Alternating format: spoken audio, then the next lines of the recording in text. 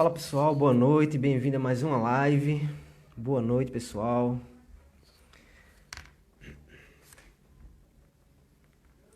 Boa noite.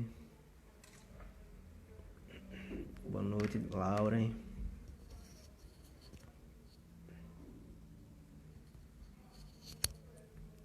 Boa noite, doutora Ju. Entrou, pronto. Boa noite, pessoal. Hoje sobre insalubridade e periculosidade. Vamos convidar a doutora aqui pra gente.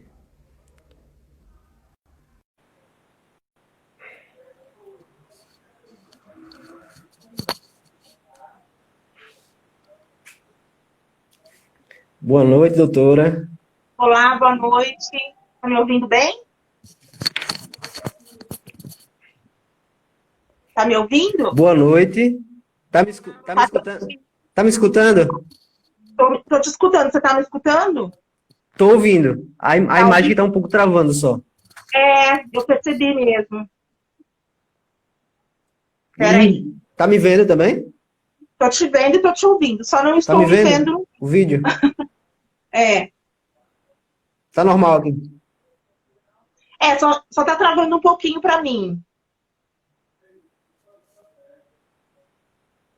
Pronto, deixa eu só ajustar aqui. Vamos lá, então.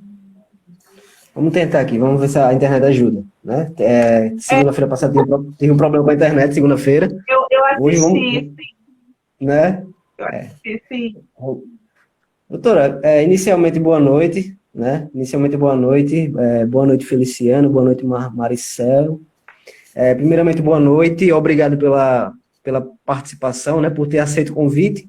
Hoje vamos tratar de um assunto bastante interessante, que é a insalubridade e periculosidade, né? E antes da gente começar, eu gostaria que a doutora se apresentasse aqui para o pessoal. Ok. Boa noite a todos que estão entrando aí. Tem bastante colegas, bastante seguidores. Muito obrigada. Quero desejar uma boa noite a todos. Meu nome é Maria Cristina, para quem não me conhece, sou advogada aqui em Mauá, região metropolitana de São Paulo, pós-graduada em Direito do Trabalho e Processo do Trabalho. Estou à disposição do doutor. Certo, certo, tudo bem. Doutora, então, o tema, como eu falei mais cedo, insalubridade e periculosidade. Então, para iniciar e para eu colocar aqui também o tema nos comentários, doutora, o que seria o adicional de insalubridade e como identificar? Vamos iniciar por aqui. O que seria o adicional de insalubridade e como identificar? Certo. Quando a gente fala em insalubridade, nós temos que saber o entendimento do que quer dizer a palavra insalubre, né? Primeiro, é o que faz mal, o que causa doença, o que traz prejuízo à saúde de alguém. Quando nós falamos do adicional de insalubridade, nós estamos falando de toda atividade em que tem natureza insalubre e o trabalhador está diretamente exposto a esse agente nocivo. Aí nós temos o adicional de insalubridade. Você perguntou de exemplos, né? Isso, como identificar exemplos. A identificação da insalubridade, ela se dá dentro das normas regulamentadoras pelo Ministério do Trabalho. A insalubridade, especificamente, na norma regulamentadora número 15, né? E também ela é identificada por peritos com tecnicidade, né, e engenheiros do Ministério do Trabalho também. Exemplos de insalubridade é exposição à radiação, exposição a calor excessivo, exposição a frio excessivo, exposição a ruído, atividades insalubres que eu poderia colocar aqui para você, para os nossos ouvintes. O padeiro que trabalha na padaria está exposto diariamente ao forno, exposto ao calor. O açougueiro, né, que está exposto à câmara fria. Né? Nós teríamos inúmeros exemplos aqui para passar. Mas para identificação, seria mesmo a norma regulamentadora número 15 do Ministério do Trabalho. Certo, perfeito, perfeito, doutora. Algumas pessoas até dizem, né, que a insalubridade ela mata aos pouquinhos, né? Geralmente a doutrina ela fala assim. Exatamente. Sim, A insalubridade ela vai matando aos pouquinhos com algum agente insalubre, no caso. Doutora, então, dando início aqui à nossa live, falamos agora, a doutora explicou perfeitamente agora o que é adicional de insalubridade, como identificar, mas o que seria a periculosidade, que já é outro instituto, né? E como identificar também. Sim, a periculosidade, nós já estamos falando do dano à integridade física do trabalhador. A periculosidade, a gente pode assim, é o perigo à vida do trabalhador, é algo iminente. Então, toda atividade que o trabalhador está exposto ao perigo da sua integridade física, nós estamos diante da periculosidade. Aí ele faz jus ao adicional de periculosidade. Como identificar a periculosidade? Mesma coisa, norma regulamentadora do Ministério do Trabalho, dessa vez, norma 16, NR 16, e também nós vamos ter enquadramento subjetivo acerca da periculosidade, que deverá, neste caso, ser detectado por um perito também do Ministério do Trabalho, do engenheiro do trabalho, que também fará aí essa conclusão acerca da periculosidade. Perfeito, perfeito. Doutor, então, seguindo aqui a nossa pauta, foi falado aqui perfeitamente o que é o adicional de insalubridade, o que é a periculosidade, mas qual a diferença entre a insalubridade e a periculosidade? Né? É o ponto principal. Qual a diferença entre esses dois institutos? É uma pergunta muito comum. Inclusive, essa diferença, essa distinção, confesso que eu tinha muita dificuldade na graduação, né? Nós poderíamos elencar inúmeras diferenças, a meu ver, acerca da periculosidade e insalubridade. No entanto, eu vou elencar apenas uma que eu acho que é a mais importante, a meu ver. Até o doutor já tinha adiantado a minha resposta aí. O que acontece? A insalubridade é um dano que ela causa ao trabalhador ao longo do tempo. Ela poderá causar uma doença ao trabalhador, mas isso ao longo do tempo. A periculosidade é um dano emergente, né? Imediato. Exemplificando, a insalubridade, o padeiro que trabalha lá na padaria, o seu José que trabalha na padaria, que está todo dia em contato com excesso de calor, com o forno, né? Ele não vai ter, de imediato, uma doença respiratória, uma doença pulmonar de imediato, mas ele poderá ter, no futuro, alguma coisa relacionada a essa exposição do calor. Já a periculosidade, um exemplo muito clássico é o eletricista, né? O eletricista que vai fazer a ligação de luz lá, ou vai religar, arrumar algum posto de eletricidade, se ele tem contato com a eletricidade, ele leva um choque imediato, ou ele vai a óbito, ou ele vai ter uma sequela imediata no corpo dele. Então, a gente fala de um dano imediato, que é a periculosidade, e um dano ao longo do tempo que poderá causar alguma coisa ao trabalhador, que seria a insalubridade. Perfeito, perfeito, doutora. Então, a insalubridade, como eu brinquei há pouco, a insalubridade ela mata aos pouquinhos e a periculosidade mata de vez. Não é isso? Para deixar bem claro? Exatamente. Quando se trata de periculosidade, o dano é fatal. Insalubridade, o dano é reiterado, tem que ser danos reiterados, né? Correto. Então, doutora, outro tema também que é bastante interessante, que o pessoal também tem dúvida, é em relação aos percentuais, tanto da insalubridade, tanto da periculosidade, né? Cada instituto tem seu percentual diferente. E bem como a base de cálculo para recebimento. Um é sobre o salário mínimo, outro não é. Então, quais seriam os percentuais da insalubridade e a base de cálculo para recebimento? Bom, no tocante à insalubridade, nós temos 3 graus. Grau mínimo, grau médio e grau máximo. O mínimo 10%, o médio 20% e o máximo 40%. Esses graus, eles quantificam, vamos colocar assim, o tempo que o trabalhador fica exposto pelos limites do Ministério do Trabalho, exposto àquele agente nocivo. Então, por exemplo, se o José lá da padaria, se ele está enquadrado no grau médio, ele vai receber 20% desse adicional sobre o salário mínimo. Inclusive, existem decisões, que eu já tive decisões, que foram pelo salário normativo. Basicamente é pelo salário mínimo, mas há decisões pelo salário normativo também, né? Então, a base da insalubridade é calculada sobre o salário mínimo, né? Ou normativo, se houver convenção coletiva, o que for mais favorável ao trabalhador. Mas, via de regra, pelo salário mínimo. Em alguns casos, que tem o salário normativo. Aí o piso aumenta um pouquinho e acaba fazendo a base de cálculo pelo normativo, mas não foge disso. Já a periculosidade, nós temos aí um percentual já pré-fixado, que é 30% sobre o salário base do trabalhador, não é sobre o salário mínimo. É importante ressaltar, no caso da base de cálculo da periculosidade, doutor Marcos, acerca da súmula 191 do TST, porque ela faz uma ressalva para os trabalhadores que são eletricistas, em específico para os trabalhadores eletricistas.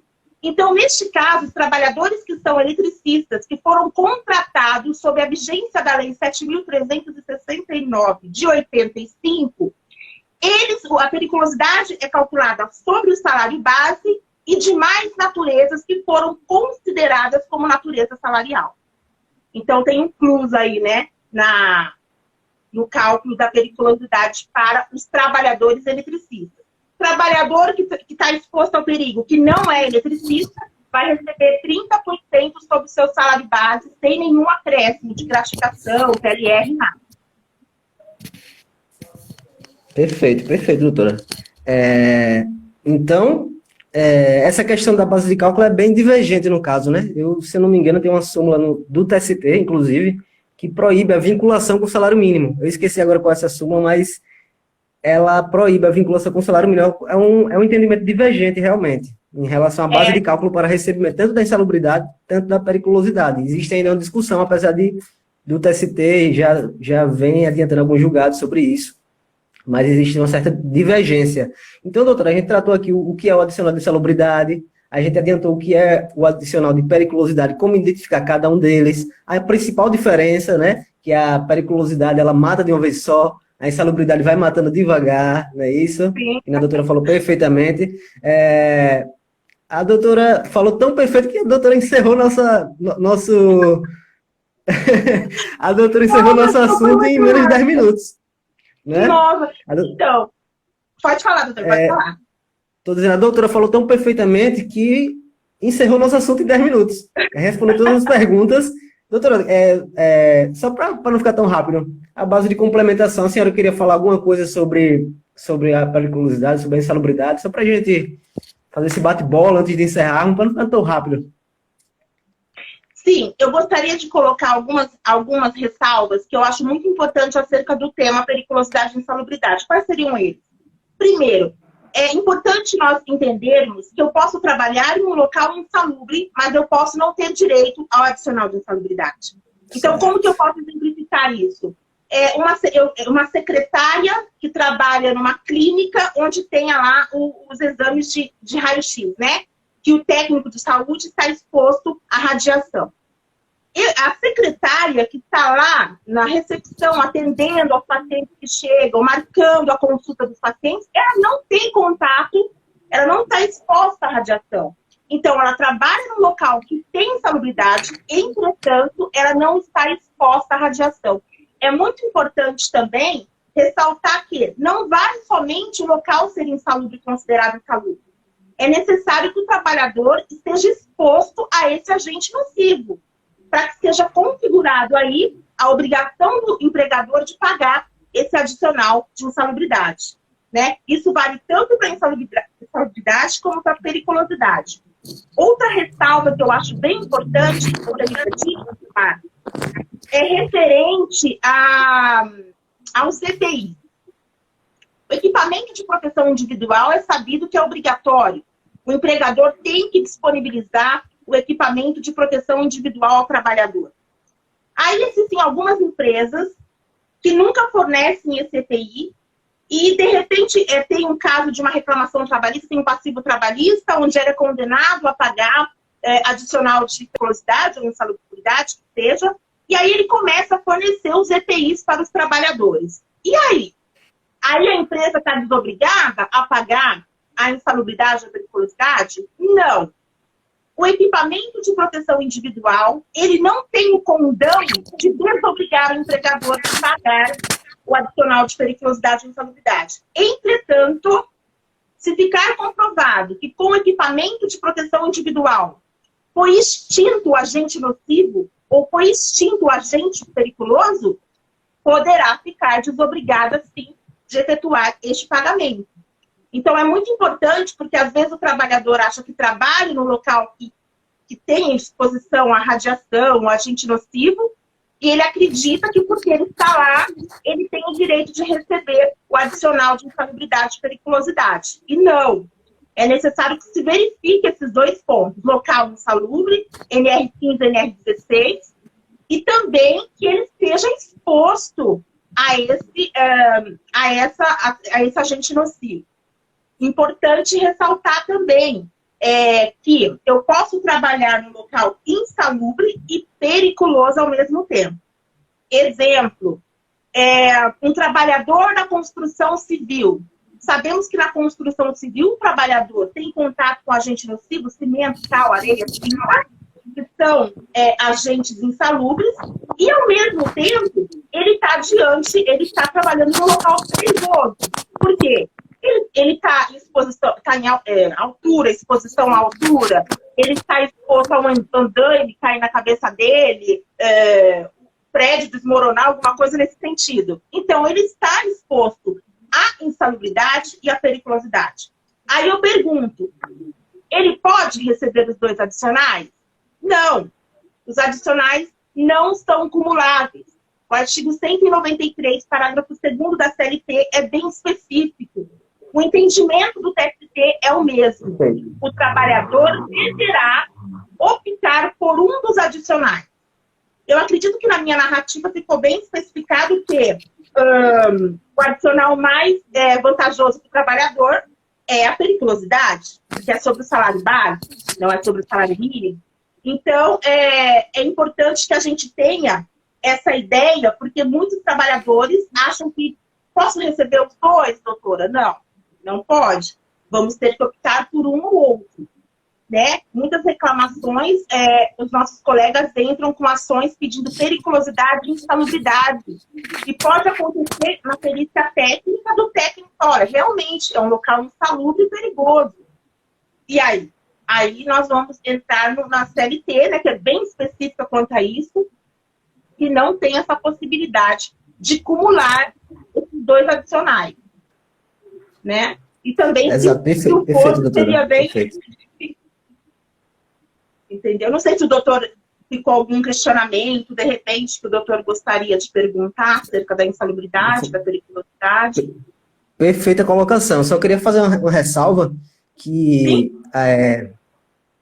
muitos julgados do TST vêm entendendo, no caso, que para gerar o adicional de insalubridade, o trabalhador ele tem que estar de forma habitual exposto ao agente insalubre, não é a mera exposição ao agente insalubre. Alguns entendimentos do TST vêm entendendo dessa forma, que o empregado, para ter direito ao adicional de insalubridade, ele deve estar exposto de forma habitual. Então, é importante a gente ressaltar essa palavra, habitual, habitualidade. Né? Tem que estar exposto de forma habitual. Eu diria mais, a súmula 47, que o senhor está se referindo é a súmula 47 e a súmula 364, salvo engano, do TST, que fala sobre o trabalhador estar exposto, ele fala até de forma intermitente, que é bem importante. Ele fala da exposição intermitente também, né? Então, é importante que nós saibamos que o trabalhador precisa estar no local insalubre e estar exposto àquele local insalubre ou periculoso. Né? Exatamente. Outra. Pode falar. Não, pode falar. Não, vá, coloca, depois eu faço minha ressalva. Eu só queria falar. Vá, fale. Eu só queria falar que alguns enquadramentos, tanto da periculosidade como da insalubridade, são subjetivos. E diante dos enquadramentos subjetivos, se faz necessária a perícia técnica de um engenheiro, né? Então, pessoas que têm tecnicidade para poder atestar ali aquele local insalubre e a obrigação do empregador de efetuar o pagamento dos adicionais para o trabalhador. Só queria fazer essa pontuação, doutor. Inclusive, existe até uma discussão acerca da perícia por videoconferência, né? Tá tendo muita discussão em relação a isso. Mas a ressalva que eu queria fazer, doutor, é em relação geralmente, aqueles trabalhadores que trabalham como secretárias, que trabalham geralmente em clínicas, que eles entram com a reclamação trabalhista, requerendo essa insalubridade, mas os tribunais superiores não têm dado. Porque apesar de estar ali naquele local, eles não configuram, né? Tem o raio-x perto deles, mas não configura a insalubridade, o agente nocivo. Então, é importante ressaltar também que não basta estar apenas no ambiente, né? Tem que ter a exposição direta. Tem que ter a exposição direta. Então, eu quero fazer essa ressalva aqui também, doutora. No caso, Doutora, doutor, pode falar. Pode falar. No caso da secretária, quando eu digo que a secretária foi um exemplo que eu dei, que acontece muito, mas a gente sabe que existem trabalhadores que trabalham na recepção, mas que muitas vezes têm contato, mesmo de forma aleatória, eles têm contato com a radiação. Então, se comprovado por perito técnico, ele terá direito ao adicional de insalubridade, ou, no caso, se for periculosidade, né? Nós demos um exemplo hipotético, pelo amor de Deus, ouvintes, não vão achar que todas as secretárias que, de repente, fazem algum tipo de serviço, ajudam ao técnico de saúde lá dentro do raio-x, né? Vai achar que talvez não tenha direito. Tem, mas aí a gente vai precisar de uma perícia técnica, né? De um perito para poder concluir isso, para poder estar recebendo os adicionais. Perfeito, doutora. Então, só para a gente fazer um apanhado geral aqui do que foi dito na live, doutora, a gente falou aqui o que é o adicional de insalubridade, como identificar. A senhora falou também o que é o adicional de periculosidade, como identificar. Qual a principal diferença entre insalubridade e periculosidade, que a insalubridade mata aos poucos, periculosidade mata de vez, ok? A doutora também adiantou os percentuais dessa insalubridade, adiantou a base de cálculo, adiantou o percentual da periculosidade, adiantou a base de cálculo também da periculosidade, falou também da possibilidade entre acumulação, né, entre insalubridade e periculosidade ao mesmo tempo, e eu acho que no que a gente se propôs a fazer aqui, a gente já encerrou nossas perguntas, doutora. A doutora falou tão bem que falou muito rápido. Eu quero só fazer uma ressalva aqui, que a nossa proposta aqui das nossas lives é realmente fazer lives rápidas, de fazer lives direto ao ponto, né, sem muita enrolação. A senhora foi perfeita nesse ponto hoje. Obrigada. Né? Creio que respondeu tudo aqui, doutora. Eu queria só passar a palavra para a doutora falar suas razões finais para a gente encerrar a nossa live, porque foi dito praticamente tudo aqui. A doutora explicou perfeitamente tudo. Bom, eu acho importante, neste momento agora de pandemia, né, muito importante que as empresas tenham muito cuidado com os equipamentos de proteção individual, mesmo porque nós temos alguns equipamentos a mais neste momento, né? A gente tem o álcool gel, a gente tem o distanciamento social, a gente tem uma série de fatores que são necessários nesse momento de estado de calamidade pública que todos nós estamos passando. Então, eu gostaria de ressaltar que o empregador, mais do que nunca, ele tem que ter esse cuidado agora, né? Mesmo porque a gente sabe que, eu não vou adentrar no mérito, mas nós sabemos, nós da área de direito sabemos que a Covid-19 pode ser aí equiparada à doença do trabalho. Então, tem que ter muito cuidado, né? Neste momento, porque é um momento atípico, né? Para o trabalhador. Atípico também para o empregador. Então, eu acho muito importante que se frise bem os equipamentos de segurança, né? Que se frise bem neste momento de pandemia, que a empresa faça todas as orientações da Organização Mundial de Saúde, para que não tenha aí um passivo trabalhista, né? Porque nós já estamos tendo muito passivo trabalhista, não sei aí no TRT-20, mas aqui no TRT-2 nós estamos tendo muito passivo trabalhista no tocante a verbas rescisórias não pagas, empregados que estão sendo demitidos sem receber nada, revisão de acordo, inovação de acordo, uma série de situações novas que estão acontecendo agora na Justiça do Trabalho. Então, é importante também que o trabalhador tenha consciência que ele precisa utilizar os equipamentos de proteção individual. Ele é obrigado a utilizar os equipamentos de proteção individual. A não utilização, a negativa do não uso, pode sim dar uma falta aí para a justa causa, para o Estado. Então, vamos ficar bem atentos, porque o momento não é só de responsabilidade do empregador, mas também do trabalhador, né, que tem que manter aí os equipamentos de segurança, tem que manter as orientações da Organização Mundial de Saúde, para que todos nós possamos ter menos passivo trabalhista e possamos continuar, né, fazendo com a nossa economia gire, que todo mundo trabalhe, que as coisas voltem ao normal, né, ao novo normal, né, que todo mundo está falando agora. então, eu gostaria de deixar essa nota aí de rodapé para o pessoal, para que tenha muito cuidado nesse momento, né? Mais do que nunca, os equipamentos de proteção individual são muito importantes e as demais também orientações do órgão mundial de saúde. Doutora, só antes de encerrarmos, só a título de curiosidade, você já, na sua região aí, você já viu alguma perícia por videoconferência? Já presenciou, já ouviu falar? Não, doutor, eu tenho alguns casos que necessitam de perícia técnica, mas que o pedido não está unicamente na insalubridade, na periculosidade. Então, o que alguns juízes têm feito? Alguns casos meus, alguns juízes têm adentrado no mérito dos outros pedidos e deixando a perícia um pouco mais para frente, porque é necessário que o perito vá até o local para averiguar, não tem como, né? De forma presencial, no caso, deixando mais para frente. Exatamente. Certo, perfeito. Não, eu perguntei isso porque está tendo muita controvérsia em relação a isso, se a perícia pode ser por videoconferência ou não pode, está tendo muita polêmica em relação a isso, doutora. Mas, enfim, resumindo, doutora, eu quero agradecer a participação, como eu ressaltei aqui várias vezes, a doutora explicou perfeitamente praticamente tudo aqui, adicional de salubridade, periculosidade, a diferença, os percentuais, a base de cálculo, falou praticamente tudo em pouco tempo. Perfeito, quero agradecer a participação da doutora. Quero também desejar uma boa noite também para a doutora e para o pessoal que está assistindo, que está tendo paciência de assistir uma quinta-feira à noite, né, todo mundo. E, doutora, eu quero só agradecer e espero ter a oportunidade de convidar para outras lives também, ok? E é isso, doutora. Tem alguma palavra final para a gente se despedir? Tenho.